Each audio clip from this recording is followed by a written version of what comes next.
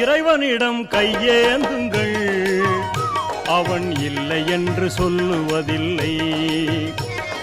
பொறுமையுடன் கேட்டு பாருங்கள், அவன் பொக்கிஷத்தை மூடுவதில்லை. இறைவனிடம் கையேந்துங்கள், அவன் இல்லை என்று சொல்லுவதில்லை.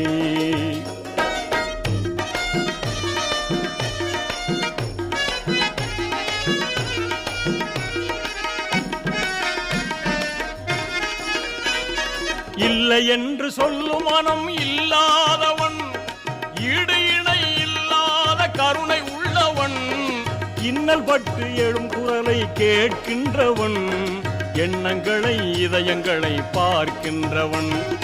இறைவனிடம் கையேந்துங்கள், அவன் இல்லை என்று சொல்லுவதில்லை.